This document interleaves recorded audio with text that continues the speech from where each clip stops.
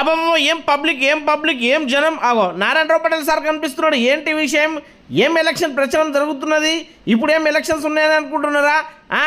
Election ప్రచారం కాదు, ఇది జై బాపు, జై భీమ్, జై సంవిధాన్ అనే కార్యక్రమాన్ని ఈరోజు మన తానూరు మండలంలోని వడగాం గ్రామంలో అక్కడ సార్ వెళ్ళి ప్రారంభించాలన్నమాట.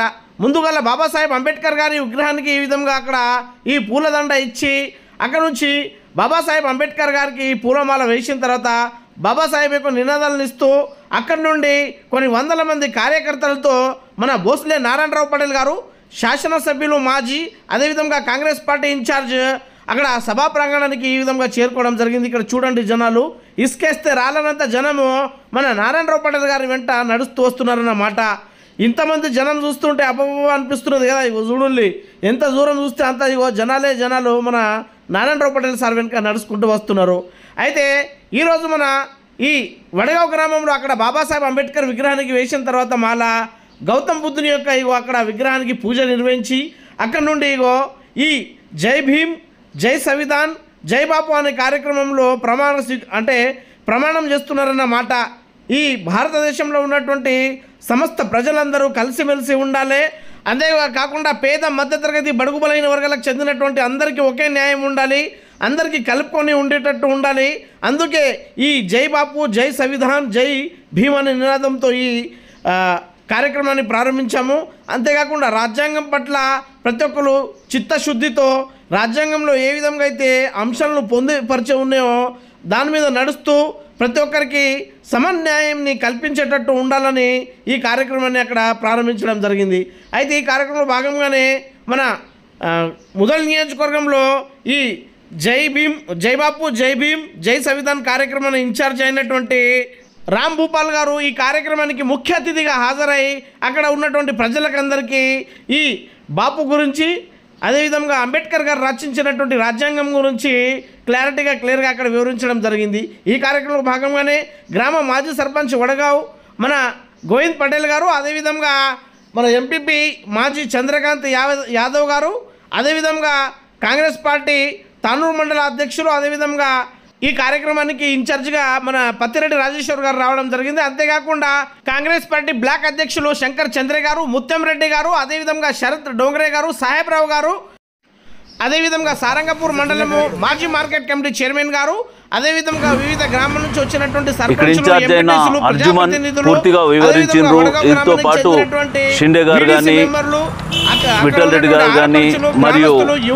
నారాయణరావు పటేల్ గారు కానీ పూర్తిగా వివరించారు. 100 ఏళ్ల కిందట మహాత్ముడు బాపు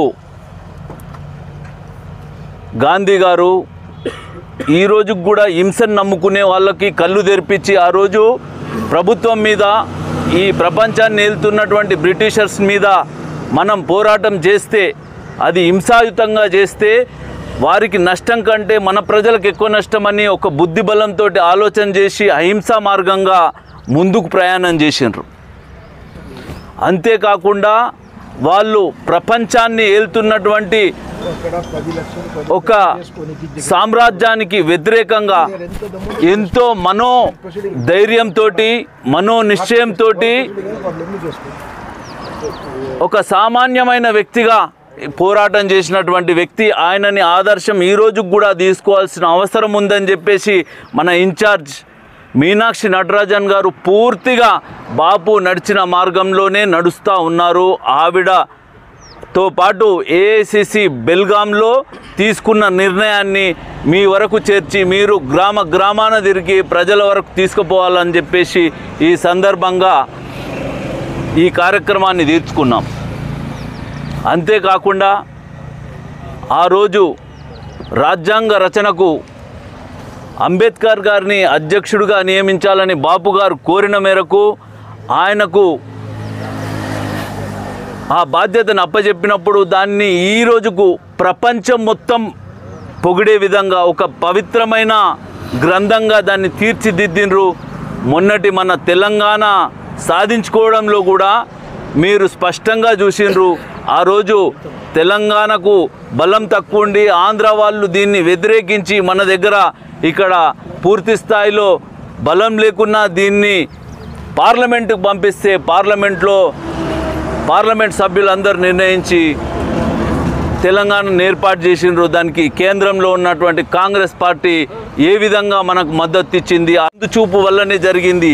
అదొకటే కాదు, ఈరోజు అట్టడుగు వర్గాలైన దళితులు, గిరిజనులు, ఆదివాసులు, అల్పసంఖ్యాకులు, వెనుకబడ్డ తరగతులు వీరందరికి కూడా అంబేద్కర్ గారు కల్పించిన హక్కుల మూలంగానే ఈరోజు ప్రతి గ్రామంలో తను ఒక విగ్రహ రూపంలో మహాత్ముళ్ళ ప్రతి గ్రామంలో నిలబడి ఉన్నాడు. ఆయనని కూడా స్మరించుకోవాలి. భారతీయ జనతా పార్టీ మొన్న నిండు పార్లమెంట్లో ఈ ప్రజాస్వామ్య దేవాలయంలో ఏ విధంగా వాళ్ళ మనసులోని ఆవేశాన్ని, ఆక్రోశాన్ని ఏ విధంగా అమిత్ షా గారు వ్యక్తం చేసినారో మీరందరూ టీవీల్లో, పత్రికల్లో చూసి ఉన్నారు. దాన్ని మనం ప్రజల వద్దకు తీసుకుపోయి ఈ మహాత్ములని, మంచి వ్యక్తుల్ని తగ్గించి వాళ్ళేదో అధికారంలో రావడంతో గొప్ప అయిపోయినట్టుగా భావిస్తూ ఈ ప్రభుత్వంలో రాజ్యాంగాన్ని మార్చి కొత్త రాజ్యాంగం రాయాలనే ఆలోచనకు వచ్చిండ్రు. దానివల్ల ఈ దేశంలో అశాంతి, హింస ఇవి పెట్టరేగిపోతాయి. కాబట్టి దాన్ని భావితరాలకు మనం రక్షించుకోవాల్సిన బాధ్యత మనందరి మీద ఉంది. ముఖ్యంగా కాంగ్రెస్ పార్టీ మీద ఉంది, కాంగ్రెస్ నాయకుల మీద ఉంది. ఆ రోజు ఎంతోమంది ప్రాణత్యాగం చేయడంతో ఈ దేశం స్వతంత్రమైంది. ఈరోజు ఈ శాంతి, స్వేచ్ఛ వాతావరణాన్ని మనం అందరం కూడా అనుభవిస్తున్నాం. దాన్ని దృష్టిలో ఉంచుకోమని చెప్పేసి మనం ఈ ఏఐసిసి ఇచ్చినటువంటి నిర్ణయాన్ని ప్రజల వద్దకు తీసుకుపోదాం. అంతేకాకుండా ఈ రాజ్యాంగంలోని అనేక రకాలైనటువంటి హక్కులని ఈ బీజేపీ కాలరాస్తుంది. మీకు ఈ పక్క రాష్ట్రంలో ఉన్నటువంటి మన కాంగ్రెస్ నేత ఏ విధంగా అయితే మొన్నటి వరకు అశోక్ రాజ్ చౌహాన్ కాంగ్రెస్లో ముఖ్యమంత్రిగా అనుభవించిండ్రు. ఆయన మీద ఈడీ సిబిఐ కేసులని అనేటివి ముందుకు తీసుకుపోయి భయపెట్టించిండ్రు. బీజేపీలకు చేరిన తర్వాత ఆయన మీద ఒక కేసు లేదు, ఒక ఆరోపణ లేదు, ఏం లేదు. ఆయన కడిగిన ముత్యంలాగా నిలబెట్టిండ్రు. ఇది ఏ వరకు నీతిమంతమైనటువంటి చర్య? ఇది రాజ్యాంగాన్ని వాళ్ళు అపహాసం చేస్తుండ్రు, అవహేళన చేస్తుండ్రు. దీన్ని ప్రజలకు మనం గ్రహించేయాలి.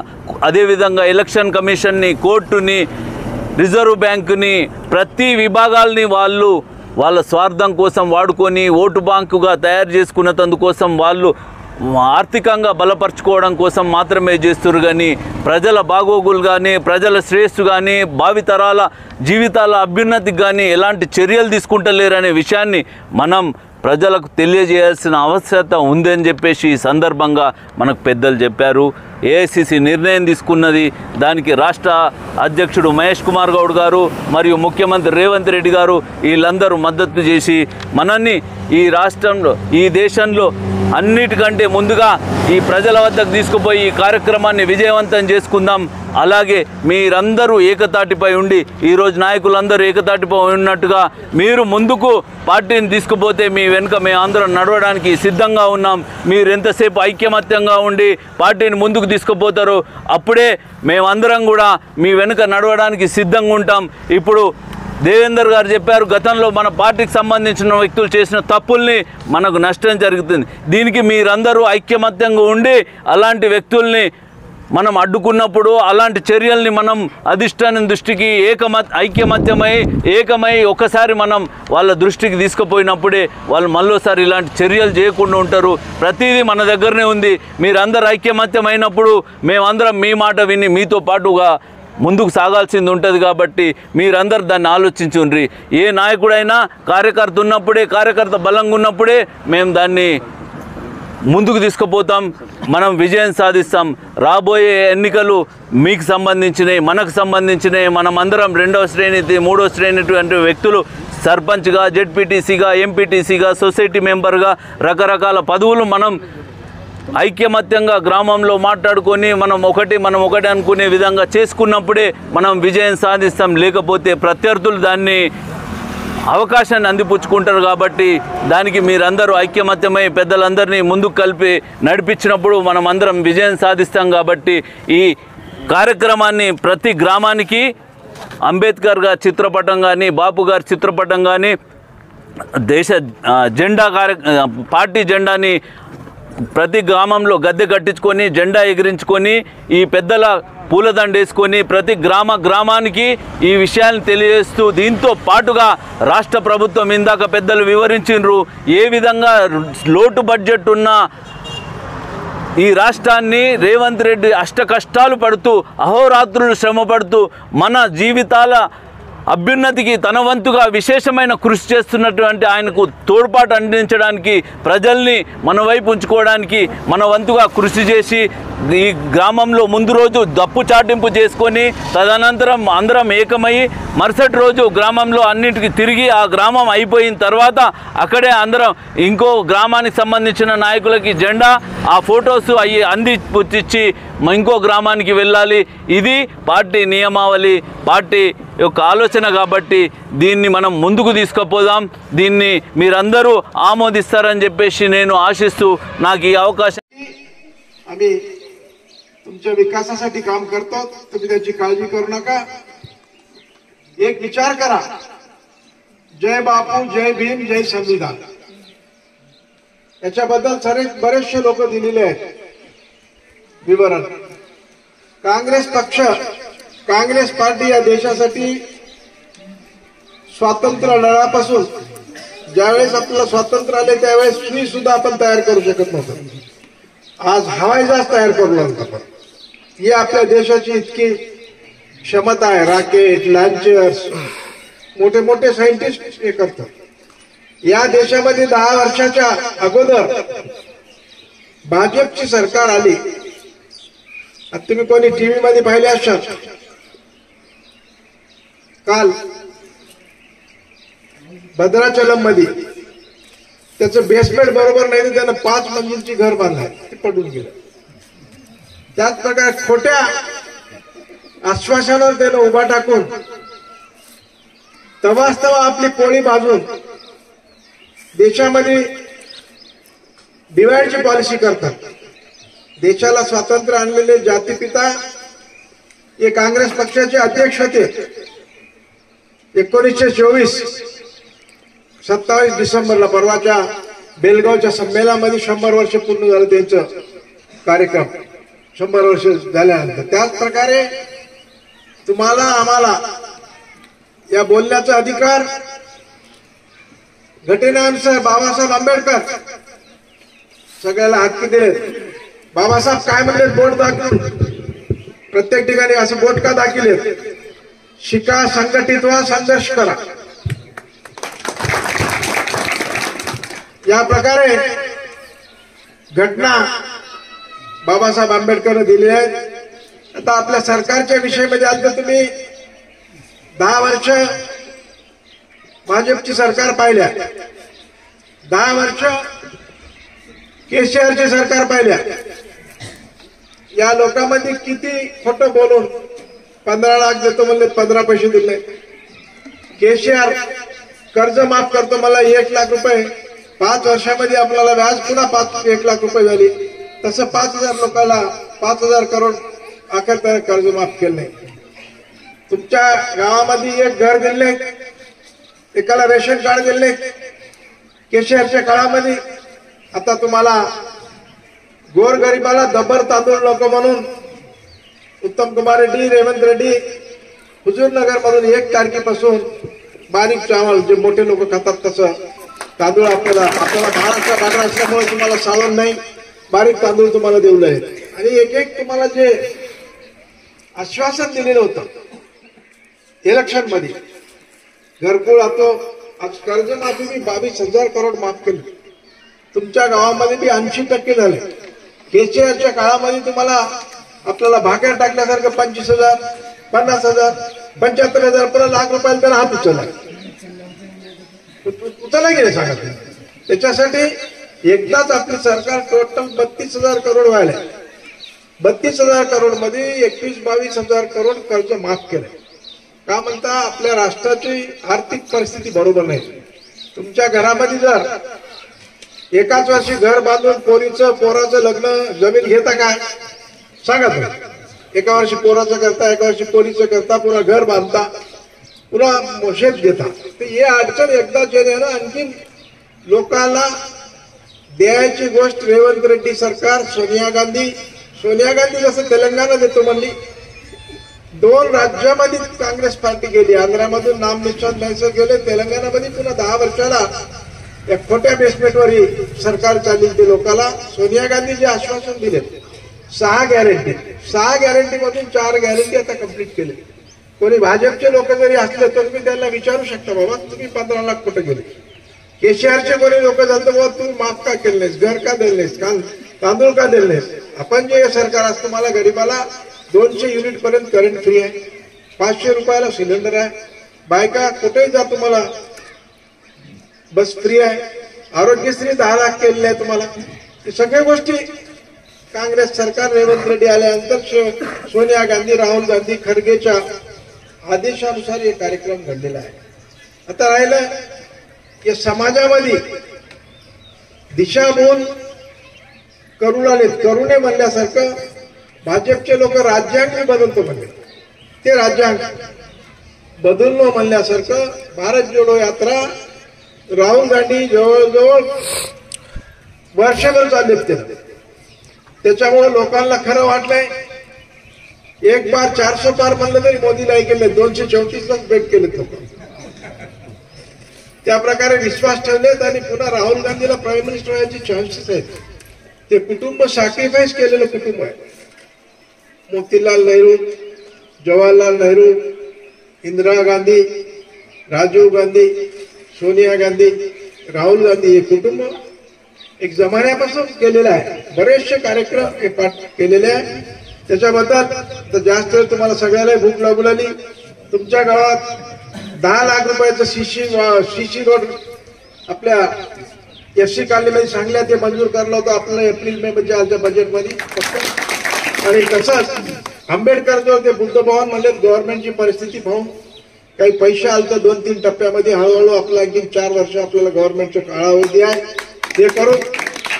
అవకాశాలు వచ్చినాయంటే ఆ రోజు అంబేద్కర్ గారు మన రాజ్యాంగంలో పొందుపరిచినటువంటి అవకాశాల ద్వారా మాత్రమే ఆ రోజు ఈ రోజుల్లో అక్కడ ఉన్నతమైన పదవిలో ఉన్నారు. మరి దాన్ని విస్మరించి వాళ్ళకి వచ్చిన అవకాశాలని మరి జ్ఞాపకం చేసుకోకుండా మరి రాజ్యాంగాన్ని మరి అంటే మారుస్తామని చెప్పడము, రాజ్యాంగాన్ని అవమానపరిచే విధంగా, రాజ్యాంగ రక్షణ వ్యక్తుల్ని అవమానపరిచే విధంగా ఈ రోజు మరి వాళ్ళ ఆలోచన విధానం ఉంది. దానికి మరి రాహుల్ గాంధీ గారు కాశీ కన్యాకుమారి వరకు 4,000 కిలోమీటర్ల పాదయాత్ర చేసి మరి ప్రజల్ని చైతన్యవంతులను చేసి మరి దీని మీద ఆలోచన చేయమని చెప్పేసి మరి వారు ఒక కార్యక్రమం తీసుకొని భారతదేశం మొత్తం తిరగడం జరిగింది. మరి వాళ్ళు ఏదైతే నమ్ముకున్నారో ఉత్తరప్రదేశ్ ప్రాంతాల్లో మరి అక్కడి ప్రజలు మరి రాహుల్ గాంధీ గారి వాళ్ళు చెప్పినట్టు విషయాలు నమ్మి ఎక్కడైతే రామాలయం కట్టిండ్రో అక్కడనే మరి బీజేపీ కార్యకర్తలు ఎంపీలు ఇవ్వగొట్టి అక్కడ ఉన్న 85 సీట్లలో వాళ్ళకి 30 సీట్లే ఇవ్వడం జరిగింది. అబ్కీ బార్ 400 అన్ని దాటాలన్న ఎంపీ వాళ్ళ నినాదం అక్కడి ప్రజలు మనం అక్కడ అడ్డుకట్ట వేయడం జరిగింది.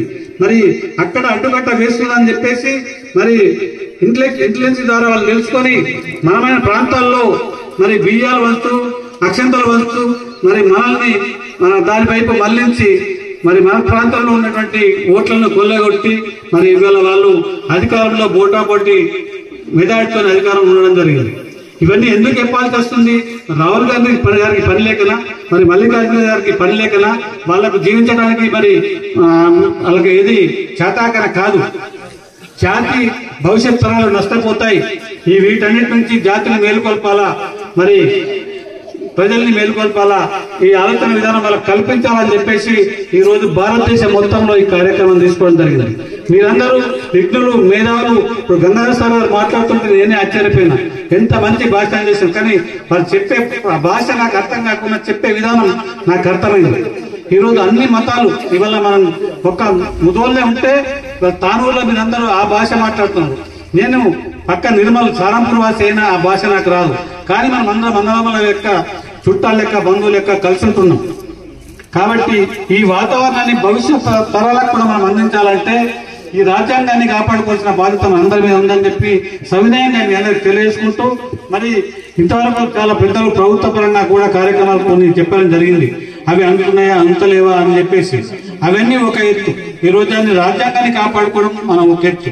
దీని వైపు మనందరం మరి కళ్ళబలిసి మాటలు చెప్పి వాళ్ళ వైపు ఆకర్షులు కాకుండా మనందరికీ స్వేచ్ఛావాయులు, భవిష్యత్ తరాలకి స్వేచ్ఛావాయులు అందాలంటే మరి మనందరం రాజ్యాంగాన్ని కాపాడుకోవాల్సిందిగా మీ అందరినీ కోరుకుంటూ, మరి ప్రభుత్వ కార్యక్రమాలు అంటారా, మరి మన గతంలో మనకు జిఎస్టీ అంటే తెలియదు. వీళ్ళ పొద్దున లేచి నుంచి బ్రష్ చేసేది స్టార్ట్ నుంచి రాత్రి పడుకునేదాకా మనం అన్నం తినేదాకా ప్రతి దాని మీద 18% ట్యాక్సులు వేసుకుంటా, ముక్కు పిండి వసూలు చేసుకుంటా ఉన్నత వర్గాలకు ఆ డబ్బులు కోట్ల రూపాయలు మాఫీలు చేసుకుంటూ మరి ఉన్నత వర్గాల లక్ష్యం వైపే అలా అభివృద్ధి కోసమే ఈ రోజు ప్రభుత్వం పనిచేస్తుంది, కేంద్ర ప్రభుత్వం అని చెప్పేసి మీకు తెలియజేసుకుంటూ, ఏదైనా పని చేసింది అంటే, ఏ పేదవాడికైనా న్యాయం జరిగింది అంటే, ఏ పేదవాడికైనా భూములు ఇచ్చారంటే, ఏ పేదవాడికైనా కరెంటు మోటార్లు ఇంకా ఇండ్లు కానీ ఇచ్చారంటే, ఏదైనా పెన్షన్లు ఇచ్చారంటే అవన్నీ కాంగ్రెస్ ప్రభుత్వ హయాంలోనే. ఇవల్ల ఉపాధి హామీ కావచ్చు, ఇంకేమైనా కార్యక్రమం కావచ్చు, ప్రాజెక్టు పెద్దలు చెప్పినట్టు ఏదైనా కార్యక్రమం కావచ్చు, ఆ కార్యక్రమాలన్నీ ఆ రోజు కాంగ్రెస్ పార్టీ నాయకులు జవహర్లాల్ నెహ్రూ గారి నుంచి ఈనాడు పెద్దలు తెలియజేస్తారు. ఏదైతే ఇటీవల కాలంలో బీజేపీ అనుకోండి, దానికి అనుసంధానంగా గతంలో బీఆర్ఎస్ పార్టీ కూడా కొన్నిసార్లు మాట్లాడడం జరిగింది.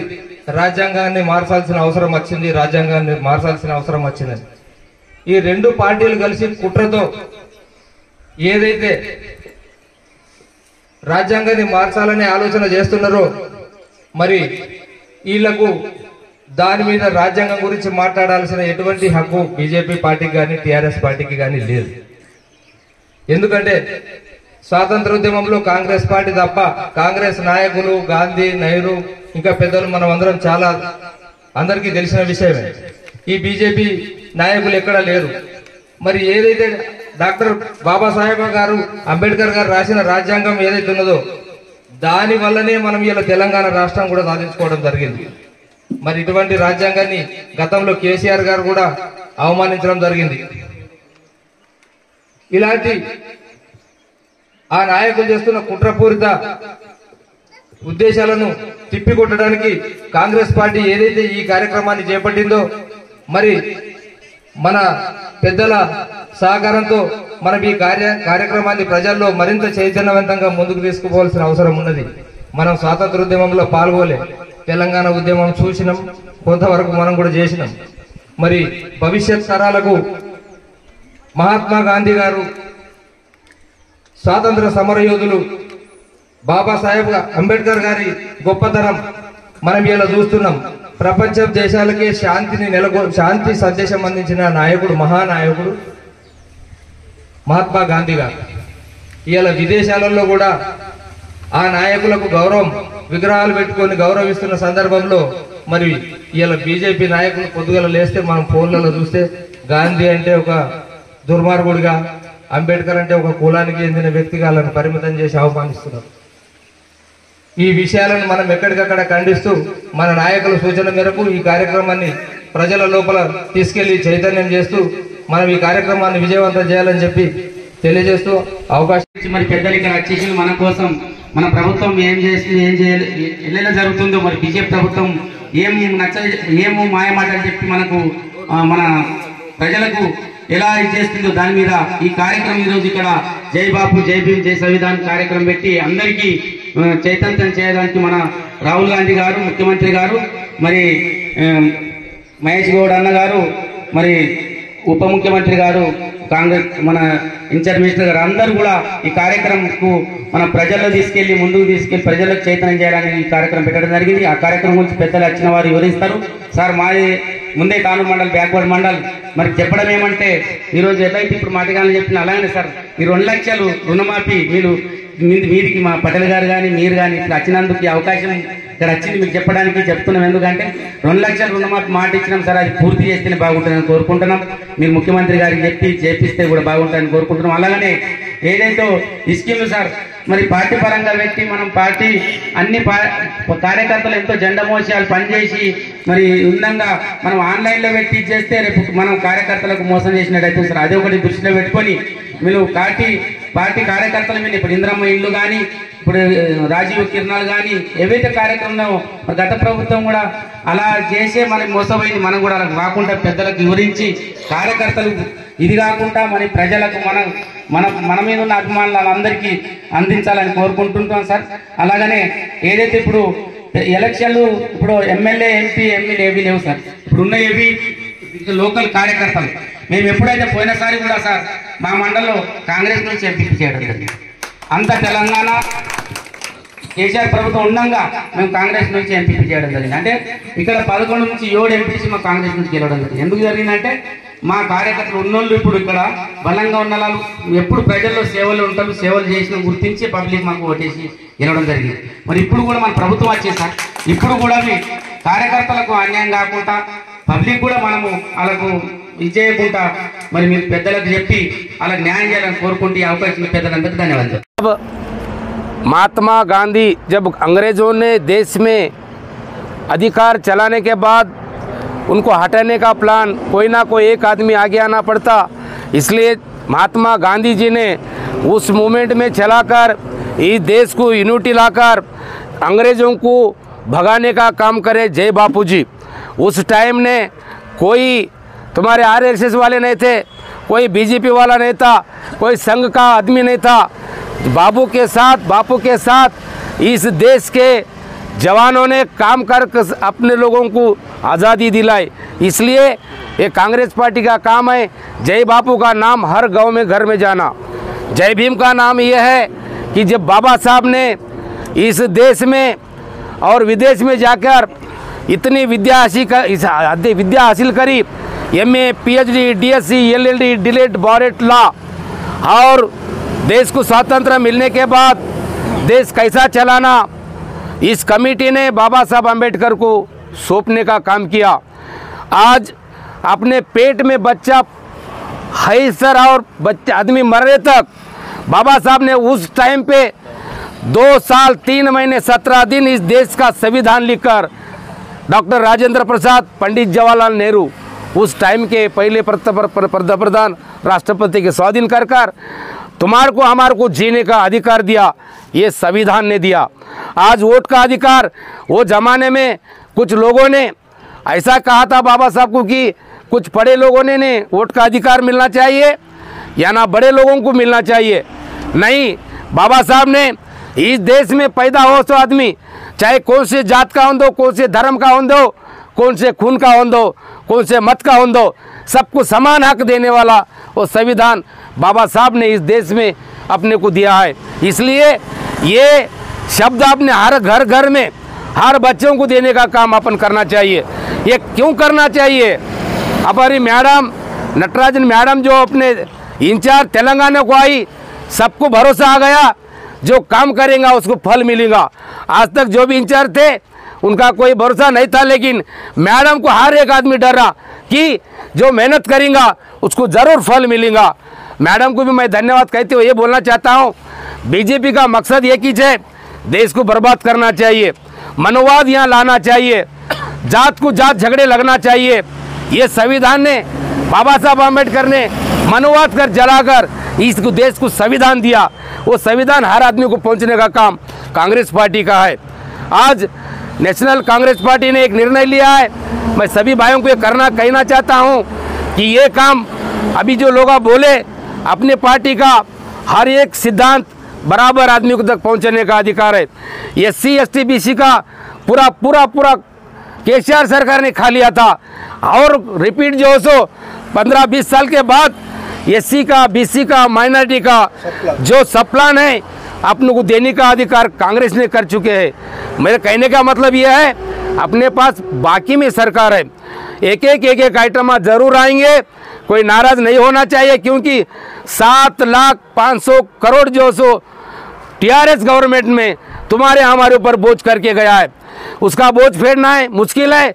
तो भी अपनी सरकार कुछ बाकी लाकर तुम्हारे हमारी जो वागदान करने के वास्ते अपना ऋणमाफी किया, नज़दीक नज़दीक 2 लाख तक करे, 4 एकड़ तक रैतु भरोसा डाले, अपने को गैस कनेक्शन दिए, 500 रुपये में बस फ्री दिए। ये वफा करने वाले अपोजिशन पार्टी वाले, मेरे कहने का एक ही मतलब है, इस देश में भारतीय जनता पार्टी हो दो या टीआरएस पार्टी हो दो, ये दोनों ही मिलकर काम करते हैं, ये दोनों भी देश को बर्बाद करने का काम करते हैं। इसलिए जय बापू, जय भीम, जय संविधान हमने एक पूरा प्रोफार्मा दे चुके हैं। हम इंचार्ज साहबों को, हमारे एमएलए साहब को, माजी एमएलए साहब को, मुदोल के in-charge, state in-charge, district in-charge को सौंप दिए है, उस प्रकार चलने का है। यहाँ कोई मतभेद नहीं रखते हुए फ्रीडम कांग्रेस पार्टी का झंडा लेकर आगे चलेंगे बोलकर मैं इतना बोलते हुए मेरे 2 शब्द समाप्त करता हूँ। जय हिंद, जय भीम, जय कांग्रेस।